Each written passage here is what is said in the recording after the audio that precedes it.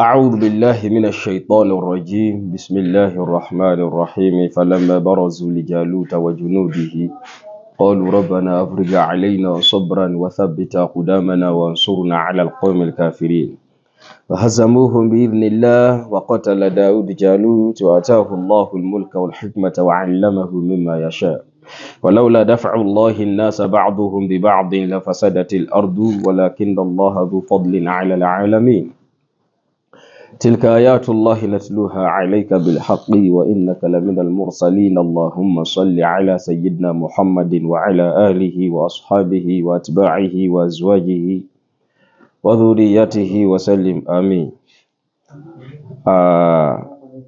àfáàwà tí wọ́n bá ń sọ pé al-ulama warathatul anbiya nínú àwọn tọ́rọ̀ yìí bá wí náà ni bàbá wa tí a fẹ́ fi tọ̀wọ̀tọ̀wọ̀ tàpọ́nlé dárúkọ yìí.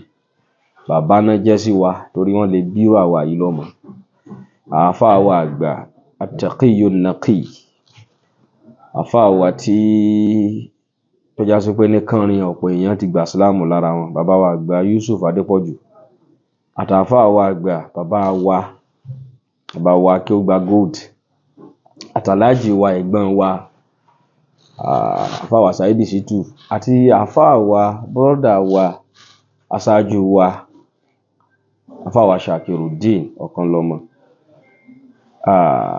Mo ń fi àsìkò yìí bẹ̀ yín, mo sì ń bẹ̀ gbogbo àwọn bàbá wa nínú ẹ̀sìn kán bá wa bẹ̀ yín kẹ́ ẹ dákun gbogbo èyí tẹ́ gbé lọ́wọ́ lórúkọ ẹ̀sìn náà ni. Àmọ́ gbogbo ohun tó ń pè ní social media láyé tajá tẹran náà ní rí. Mo ń ka kọ́mẹ̀ntì gbogbo ohun tí ń ṣẹlẹ̀. Àwọn tí í ṣe mùsùlùmí wọ́n ti ń pè wá lórúkọ míì pé ṣebí wọ́n ní Islam is the religion of peace. Ṣé peace náà leléyìí? Èpè yìí pọ̀. Ó ti ń gbé ojú míì kúò, ó ti gbé ojú míì wọlé, ó ti gbé ojú Islam kúò, ó ti dọ̀tí Islam àti mùsùlùmí. Ẹ jọ̀ọ́ gbogbo ohun tó wù kó wà láàrin wọn ẹ bá wa parí ẹ̀. Ànábì sallallahu alayhi wa sallam tààlà ń kọ́ṣe àti Islam tààlà ń ṣe. Ànábì sallallahu alayhi wa sallam wọ́n dá láàmú. Ẹni tó pa òǹkù ànábì àtàwọn tó já sí pé ní wọ́n cheat ànábì, wọ́n wá lé kúrò nílùú bàbá ẹ̀ tó fi dára ìlú ibòmíì. Níjọ́ tí ibi tí ànábì lọ tó yẹ, wọ́n invite ànábì padà, wọ́n lọ ṣe fatihu Makkah. Níjọ́ tí ànábì lọ ṣe fatihu Makkah, ó pàdé ẹni tó pa òǹkù ẹ̀, ó dẹ̀ pàdé àwọn tí wọ́n ní láàtán fi lé kúrò. Ànábì gbogbo wọn wá parapọ̀, wọ́n wá bá ànábì wá ní idhabu fa antum tulaqa, ẹ máa lọ, mo free yín, Ọlọ́run bá ń foríjì wọn. Ìgbésí ayé tànábì mú wá ní Al-Qur'an ní Muhammadu Rasulullahi walladhina ma'ahu ashidda'u 'ala al-kuffari ruhama'u baynahum. Wọ́n láàánú ara wọn, ànábì àtàwọn sàhábà wọ́n láàánú ara wọn gan tọ́rọ̀ bá ti dọ̀rọ̀ mùsùlùmí sí mùsùlùmí. لنأخذ النماذج من حياة أبي بكر رضي الله عنه. Abu Bakr òun ló bí Aisha tó jẹ́ ìyàwó fún Ànábì wa Muhammad sallallahu alayhi wa sallam. Wọ́n wá parọ́ sí náà mọ́ Aisha. Eléyìí hadithi nínú Sahihu Bukhari àti Muslim. Wọ́n pe arákùnrin kan ní Mistahi bin Uthatha. Mistah ibn Uthatha min aqriba li Abi Bakr radiyallahu anhu. Nínú àwọn tí wọ́n súnmọ́ Abubakar ni tó já sí pé ní kana Abubakar yunfiqu alayhi laylan wa nahar. Abubakar a máa náwó fún lọ́sàn lóru.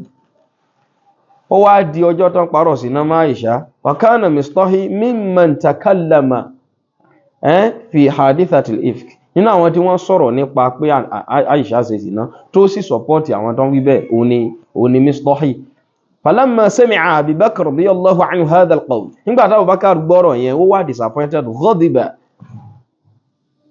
Abubakar bínú. Abubakar wá ń sọ, ó ní wallahi la unfiqu shay'an ba'da hadha al-yawm li Mistahin li qawlihi li Aisha radiyallahu anha. Abubakar ní láti òní lọ mo fi Ọlọ́run búra ní ná kọ́bọ̀ mi fún Mistahi ma lérí ọ̀rọ̀ tán ló sọ nípa Aisha yìí. Ọlọ́run wá lọ lè sọ àyà kalẹ̀ nínú Suratu Nur àyà 22 nípa ọ̀rọ̀ tí Abubakar sọ yìí. Ọlọ́run wá sọ pé wala ya'tali ulul qurba yani wala ya'tali ulul fadli minkum was-sa'ah an yu'tu ulil qurba wal masakina wal muhajirina fi sabilillah wal ya'fu wal yasfahu ala tuhibbuna an yaghfira Allahu lakum wallahu ghafurur rahim. Ọlọ́run ní wala ya'tali kama se búra o kama búra mọ́ o ulul fadli minkum àwọn ẹni ọlá bí inú yín was-sa'ah àtàwọn tá fún lówó àwọn tá gbà láyé nbi àsìkí an yu'tu ulul qurba kama búra pé àwọn táwọn ti náwó fún tẹ́lẹ̀ náà àwọn tó súnmọ́ àwọn ò ní náwó fún wọn torí pé wọ́n ṣe nǹkankan wal masakin àtàwọn atẹ́wọ́gbọ̀rẹ́ wal muhajirin àtàwọn tó bá wọn ṣe hijira wal ya'fu yani muhajirina fi sabilillah wal ya'fu wal yasfahu. Ọlọ́run ní kí wọ́n forgive and forget. Ala tuhibbuna an yaghfira Allahu lakum fẹ́ kémi Ọlọ́run ó foríjì yín ni wallahu ghafurur rahim èmi mú mọ́ foríjì ẹ̀dá. Ọlọ́run ọba tó ní wá gan ó ní bó ti wù kẹ́ṣẹ̀ ẹ̀dá ó pọ̀ tó ìbá kan láti ilẹ̀ lọ sánmọ̀ tó bá darí wá bẹ̀ mí Ọlọ́run tó sì bẹ̀ mí mo máa forí ẹ̀ṣẹ̀ jìn ní Ọlọ́run ọba tó ní wá. Lọ́jọ́ tá wà kéékèèké tá wà primary school tàbá ka Fátíhà tán lórí assembly tá ń lọ á tún wá ka tàwọn Christian náà wọ́n wá ka débì kan wọ́n wá ní dárí ẹ̀ṣẹ̀ wa jìn wá gẹ́gẹ́ bá ti dáríjì àwọn tó ṣẹ̀ wá. Wọ́n fà wá sínú ìdánwò gbà wá lọ́wọ́ bìlísì kíní kan bẹ̀rẹ̀ sí wí láíláí àmì. Wọ́n fẹ́ yọ ló ń bẹ̀ ni pé wọ́n ní dárí ẹ̀ṣẹ̀ wa jìn wá bá ti ń dáríjì àwọn tó ṣẹ̀ wá. Àwọn tí wọn ò kí ń ṣe mùsùlùmí wọ́n ń wo àwa mùsùlùmí wọ́n ń wò pé ṣé ń tá a fẹ́ àwọn tá a fẹ́ torí wọn gbẹ̀sìn ní irú ẹ̀sìn wo leléyìí tí wọ́n ń gbéra wọn lọ kóòtù tán ń gbéra wọn lọ ságọ́ ọlọ́pàá tán ń ṣépè fúnra wọn tán ń búra wọn lójoojúmọ́ ẹ̀sìn kílèmù pé Islam is the religion of peace. Peace ìdánù tí à ń rí lórí social media yìí báyìí ẹ̀yin sì láṣáájú wa àwọn ọmọ kéwú tá à ń tẹ̀lé yín tá a fẹ́ jọ yín ẹ ti rí ń tẹ̀ ń wá láyé Ọlọ́run ti kẹ́yìn. Bàbá wa Adépọ̀jù wallahi Ọlọ́run jẹ́ mi yín ogun sí ayé wá. Nǹkan méjì tẹ́ mọ̀ bẹ́ẹ̀ lọ́run ni pé bẹ́yìn yóò ti dà àti bẹ́ẹ̀ ti bọ́lọ́run ọba yín pàdé kí ló kù nú oore tọ́lọ́run ò tí ì ṣe fún yín tẹ́ ti jẹ́ mùsùlùmí madha baqiya mina ni'am a'zamu ni'ma òun náà lọ́lọ́run ti ṣe fún yín ẹ ti jẹ́ mùsùlùmí. Bàbá kí ó gba gold ayé ti yẹ yín gbogbo tán fi oríire ayé ṣe lẹ́ ti ṣe kò sí ń tẹ̀ ń wá mọ́ lẹ́yìn pé kẹ wù àwọn tó ṣẹ̀yìn kẹ fojú fò.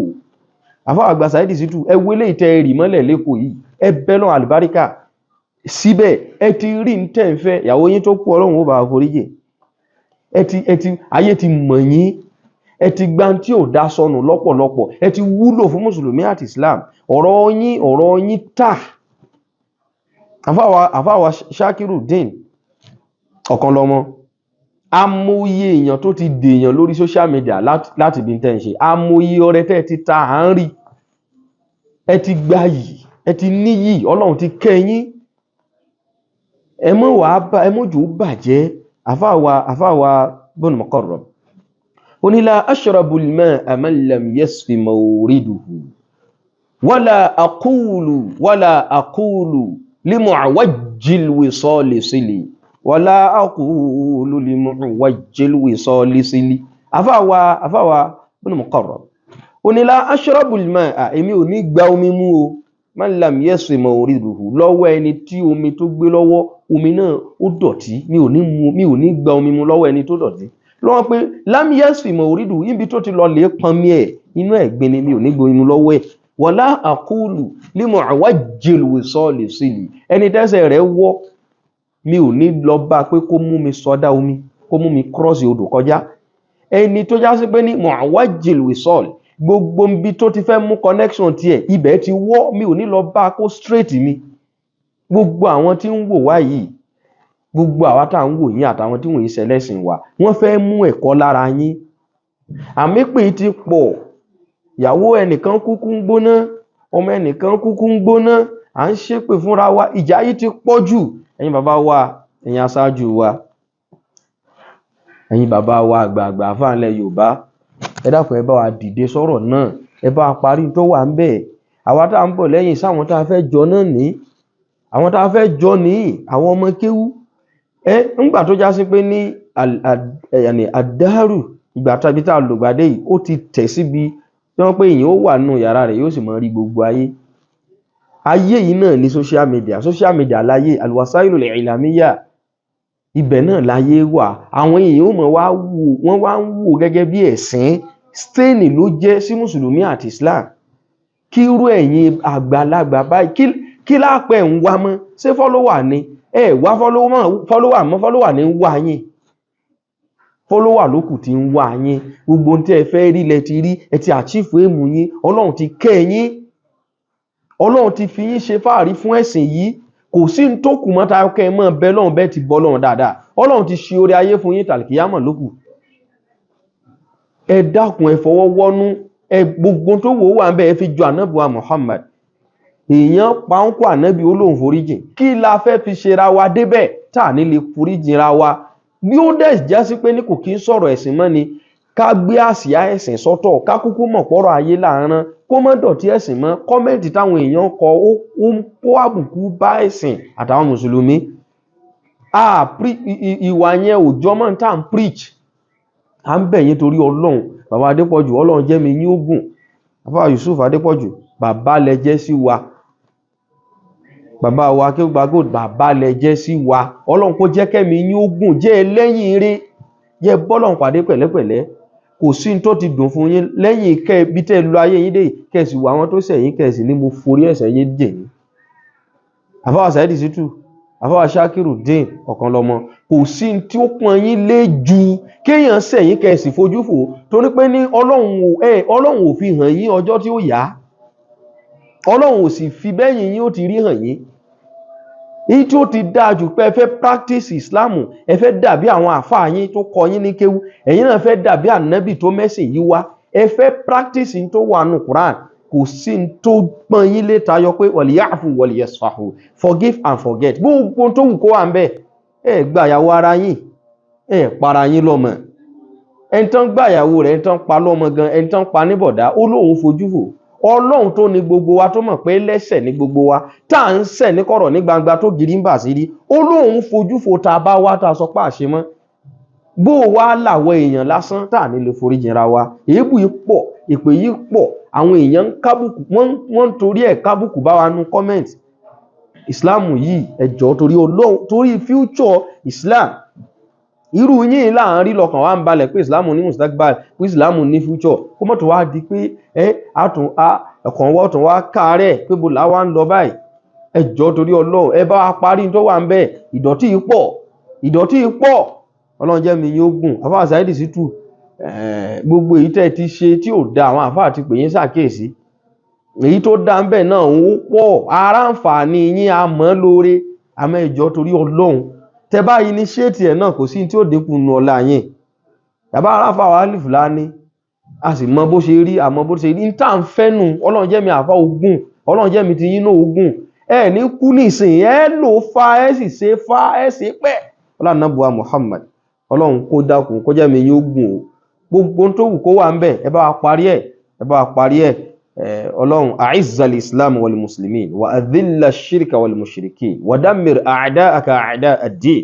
Ọlọ́run gbogbo ẹni tó bá ń jẹ́ ọ̀tá ẹ̀sìn Ọlọ́run bá ní dá wọn lákẹ́ àwọn àfáà wa bá ní nàró wọn má jẹ́ Islam má dojú tì wá má fà àfáà dojú tì wá hádà wassalamu